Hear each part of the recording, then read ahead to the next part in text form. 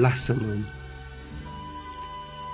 Lasă-mă să ascult cântecul tău, frumos de parcă soarele și-ar fi trimis razele să trezească izvoarele.